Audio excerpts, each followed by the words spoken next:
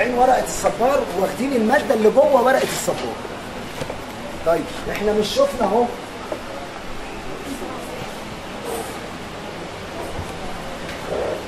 اهو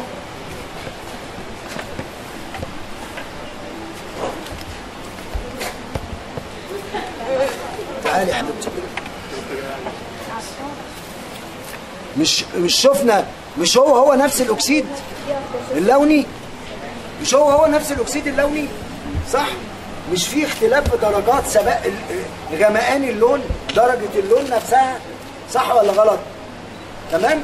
تعالوا نشوف ده بقى. حد يشرب تبني يعني تشرب. بصوا عمل ايه يا شباب؟ معجون، عجينه. مين اللي قالت معجون؟ عمل عجينه لونيه يا شباب. عمل ايه؟ حد عارف بقى القناع بتاع توت عنخ امون مصنع من ايه؟ من العجائن اللونيه. ها اهو اهو اهو. امسك بقى حضرتك كده، عجينه ولا مش عجينه؟ امسكي كده ما تخافيش، قومي اغسلي ايديكي بعد كده. عجينه مش مهم بس عجينة. مش احجار. لا القناع مش شفت بقى عجينه بقى عمل اشبه بالجبس، عمل اشبه بالسجدان اللي احنا بنستخدمه دلوقتي. يبقى ابتدى يعمل بقى للعجينه دي ايه؟ اسمعوا يا شباب، يعمل قالب، يعمل قالب ويصب في القالب العجينه ويقطع العجينه ويجي على الجزء اللي هو عايز يشتغله سواء خشب يروح فاتح له البياتة بتاعتها ومسقط العجينة، أو معدن ومسقط العجينة. طب ينفع بقى يستخدم العجينة دي بطرق تانية؟ يروح جايب ايه بقى؟ يروح جايب ثواني، يروح جايب من الجبل مادة اسمها الكوالين. مادة الايه؟ الكوالين. مادة الكوالين اللي مصنع منها القشبطي في كل الحضارة المصرية. اهي مادة الكوالين اهي. ياخد مادة الكوالين دي ويعجنها تصبح عاملة زي الجبس. لا ما تشربيش يا حبيبتي، انت بتاكل البيض. يجيب مادة الكوالين اهي اهي، تمام، ويعجنها تصبح ايه؟ عجينة زي الجبس. تصبح عجينة زي الجبس. اتفقنا؟ ياخد العجينة دي ويروح عامل لها قالب، اي قالب، على قالب وشبطي، ويروح حاطط العجينة، تمام، وقافل عليه. برافو عليك. وبعد ما يطلع العجينة يروح دهنها بالجليز فتدينا اللون الايه؟ لونه القشبطي. ايه بقى الجليز؟ ايه؟ رمل وايه؟ اكاسيد يعني اكاسيد لونيه. فعشان كده تلاقي عندنا معظم القشبطي لونه ايه؟ لونه ازرق، صح؟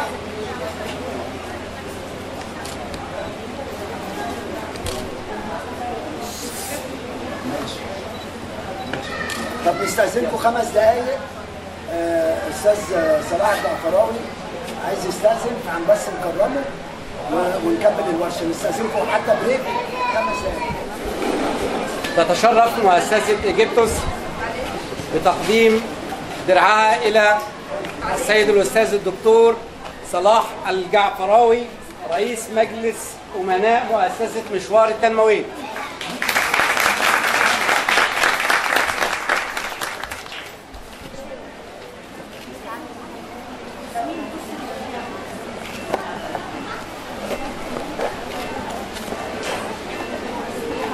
كما يتشرف الدكتور صلاح الجعفراوي بتقديم درع المؤسسة إلى الدكتورة ياسمين حسين.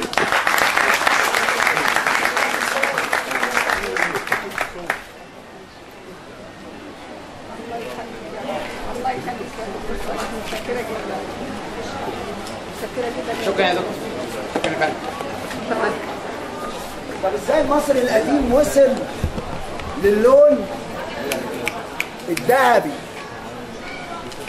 وصل للون الذهبي في عصور ما قبل التاريخ،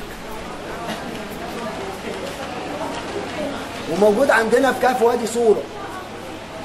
عشان احنا يا شباب لما بنقول تكنولوجيا تصنيع الالوان احنا عندنا حق، ولو في حضارة مماثلة فوق دماغنا فوق تجيب لنا انتاجهم ويجوا يورونا، ولا غلط؟ فازاي بقى اطلع اللون الذهبي؟ حد يقول لي كده يا شباب اللون الذهبي يا شباب، حد يقول لي اللون الذهبي طلع ازاي؟ برافو عليكي، برافو عليكي، من الذهب.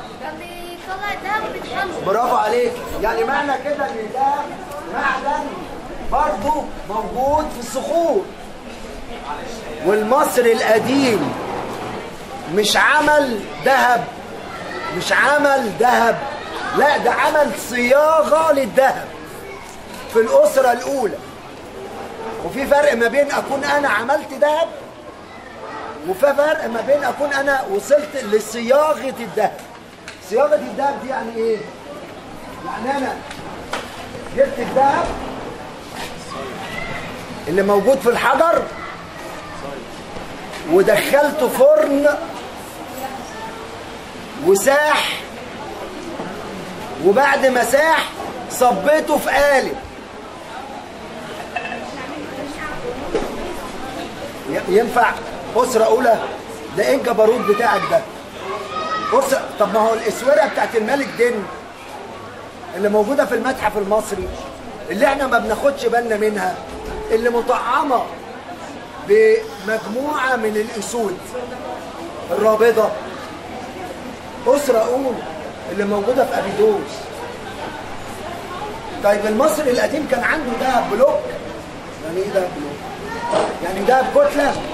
المصري القديم ما لجأش للدهب الكتلة، دايما لجأ للدهب المطروق. يعني ياخد الدهب ويصبه ويطرقه. وعندنا صناعة الدهب طبعا موجودة في مقبرة الأخوين ومقبرة كاجمني ومقبرة ميريلوك. واختار دايما الأقزام يشتغلوا في الدهب عشان صوابعهم صغيرة. وفي عمل الايه اللي احنا بنسميها الحلق، الحلقان الصغيرة. فكان يعمل الدهب سيور رفيعة زي السلك النحاس ويقطعها ويلفها ويعمل منها مجموعة من السلاسل. وأجمل أنواع الصياغة عندنا في المعادن، في طبعا توت عنخ آمون، عندنا رمسيس الثاني، عندنا بيسوسينيس الأول. بصوا في الصياغة، لكن احنا بنتكلم على الأقدم بقى. طب لما جاب الدهب جابه منين؟ جابه من مناجم، صح. الدهب نوعين موجود في الجبل، نوعين، نوع فلزي ونوع بودر. الجماعة الدهابة بتوع السودان بينزلوا بيلاقوا الذهب في الأرض. ازاي في الأرض؟ لأن الجبل فيه مكون الذهب وبيحصل نوع من الأروجن، فبياخد الرمل المكون بتاع الساند ستون يرميه بعيد ويسقط المعدن. يجوا هم يروحوا بالجاروف لمين شوية الرمل اللي فيهم الذهب ويروحوا يغسلوهم ويطلعوا المعدن. المصري القديم كان بيعمل كده. وكان ياخد بقى يجمع الذهب ويعمل ايه؟ بواتق. ايه البواتق؟ حاجة كده عاملة زي البرنية، حاجة عاملة زي القدرة، حاجة عاملة زي الإناء الفخاري، بس يستحمل ايه؟ درجات الحرارة الجامدة. ويروح حاطط المكون هنا ومولع عليه هنا وعامل بسبوس من هنا، وعامل تحت البسبوس ايه؟